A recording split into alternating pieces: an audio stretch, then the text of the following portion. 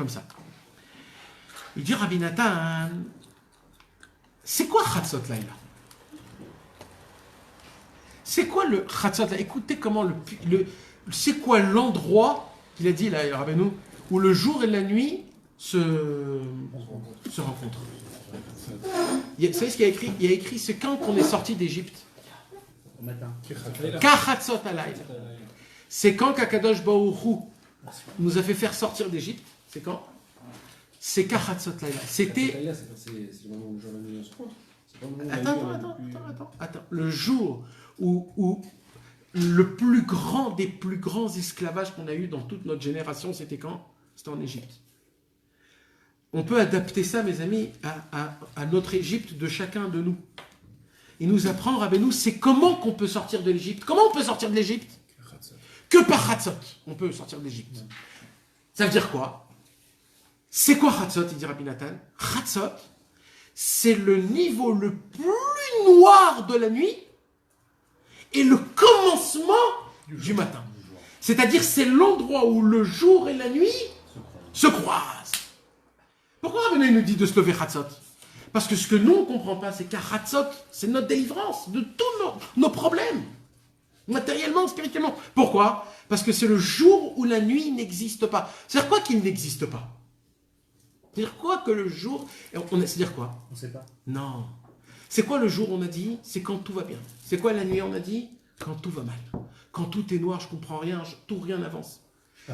Quand dans ta vie, le jour et la nuit, pour toi, ils seront pareils, c'est ça ta délivrance, c'est ça Chatzot. Quand tu comprendras qu'en vérité, il n'y a aucune différence entre le jour et la nuit. Qu'est-ce qu'il y a écrit dans Zcharia, mes amis? Dans Zcharia, il y a écrit, quand Mashiach va venir, Yom Echad, Ivada Hashem, Asheru lo Yom velo Laila. Le grand jour viendra où ce jour ne sera ni un jour, ni une nuit. Ça veut dire quoi? Le sod de Mashiach, c'est quoi? C'est comment le Mashiach il va nous faire sortir de notre exil? Il va nous faire montrer comment le jour et la nuit n'existent pas. Ça veut dire quoi? Ça veut dire de la même façon que le jour pour toi il est jour, on va te faire montrer comme dans la nuit c'est exactement le même. Il n'y a aucune différence entre la jour et la nuit. C'est juste des différents moments à passer, mais c'est la même chose. Le jour où on comprendra ça, on sera sorti de notre exil. En fait, qu'est-ce qu'il lui apprend ici, ce diamant-là? En fait, qu'est-ce qu'il lui apprend? Il lui dit, tu sais, infirme, toi, pour l'instant, tu vis dans une vie qui est la nuit. Mais qui t'a dit que c'est la nuit? Peut-être c'est le jour. Quoi? Peut-être c'est le jour. Peut-être c'est le jour ce que tu vis. Tu sais pas, toi, ce qui peut t'arriver. On ne sait pas. Il y a des histoires qu'on voit, qu'on comprend.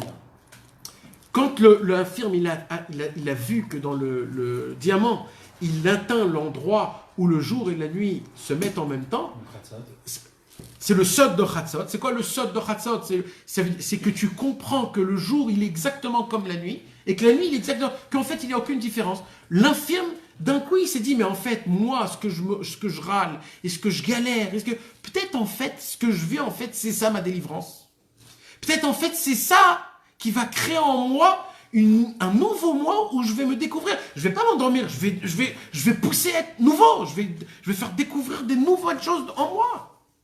Donc là, en fait, il passe du coq à l'âne. Pourquoi? Parce que dès maintenant, il se voyait sa situation comme une situation la plus horrible. Mais là, il se dit, mais c'est faux. En fait, jamais j'aurais pu arriver à ce niveau-là si je ne serais pas arrivé là où je suis. Donc merci. Merci à Hachem que je passe des endroits pareils, parce que c'est justement là-bas où je peux te découvrir encore plus fort. Mes amis, écoutez comment c'est puissant. Il dit Rabbi Nathan, c'est quoi la discussion entre le jour et la nuit? C'est que quand Hachem il a créé le soleil et la lune elle est venue chez Hachem et qu'est-ce qu'il lui a dit? Il lui dit, Hachem, pourquoi tu crées deux lumières? Crée une seule lumière, ça suffit. Qu'est-ce qu'il lui dit à Akadosh Baruch Hu? Akadosh Baruch Hu, il lui dit, je veux voir si tu es sincère. La lune a dit, ah bon? Oui, je vais voir. Il dit, ok, rapetissis-toi. Rapetissis-toi? Parce que j'ai dit une vérité, tu veux me dire de me rapetisser? Il dit, Rabbi Nathan, il voulait savoir quel secret il y a dans ce mot-là, rapetissis-toi, Amiti et Tatzmer. Il dit un chidouche énorme, Rabbi Nachman. Il dit quoi? Il dit, au début de la création du monde, qu'est-ce que Dieu a créé d'abord? en premier? Le jour ou la nuit? La nuit. Parce que tu ne peux pas découvrir la lumière s'il n'y a pas la nuit. Normalement, la nuit, c'est quoi? L'obscurité. C'est un manque de lumière. D'accord? Eh bien, Hachem, il a créé une obscurité spéciale parce que pour découvrir la lumière, tu es obligé d'avoir une obscurité. Pourquoi? Parce que c'est comme ça dans le monde. On ne peut pas recevoir la lumière sans l'obscurité. C'est comme dans une voiture. Il y a toujours un frein et un accélérateur. Il y a toujours une voiture. Elle a besoin que le manoir, comment on dit le manoir? Il a besoin que le moteur il soit chaud. Si elle n'est pas chaud, qu'est-ce qui se passe? Il calme. Mais qu'est-ce qu'il y a juste à côté du manoir? Il y a un radiateur avec de l'eau qui fait quoi? Qui refroidit. Mais un monsieur il dit, mais refroidir le moteur, mais le moteur il doit être toujours chaud. Oui, il doit être toujours chaud, mais il faut qu'il soit chaud en température. Il faut que des fois il soit frais, mais un peu chaud. Il dit, Rabbeinu, tu peux pas toujours vouloir la lumière. Il faut que tu sois dans l'obscurité pour apprécier la lumière. Quand tu es dans la lumière, il faut que tu apprécies la lumière. Comment tu apprécies la lumière? En retombant dans l'obscurité. Quand tu es dans l'obscurité, tu as plein de languissements. Ces languissements, ils sont importants. Pourquoi? Pour apprécier la lumière. Et c'est tout le temps comme ça. C'est tout le temps. On ne peut pas atteindre Akadosh Baruch Hu si on ne peut pas... Parce que Migo Hashora, Go Neora. Comment on peut découvrir la lumière que dans l'obscurité? Pour avoir Vayi Erev, Vayi Boker. D'abord, on doit passer par l'obscurité et après, on peut arriver dans la lumière. Mais on ne peut pas arriver dans la lumière tout seul. Pourquoi? Parce que si je te donne la lumière tout seul, d'accord, on va dire que la lumière, c'est 100%. Si je te donne 100% de lumière, toi, dans ta tête, tu vas apprécier que les 100%. Mais si je te donne 1%, tu vas apprécier le 1%. Après, si je te donne le deuxième pourcent, tu vas apprécier le deuxième pourcent. Après, le troisième pourcent. Et là, tu vas apprécier chaque pourcent des 100%. Par contre, si je te donne 100%, tu vas apprécier juste la fin. J'ai atteint la chose. Il dit Rabbeinu, il dit Hachem Idbar, je veux que tu apprécies tout. Je veux que tu te languisses de moi dans chaque étape, dans chaque mouvement. Pourquoi? Parce que tu peux me découvrir là-bas. C'est ça le sod, là où le jour et la nuit, ils se mettent ensemble. Là où le soleil et la lune, ils se mettent ensemble. C'est quoi le soleil et la lune?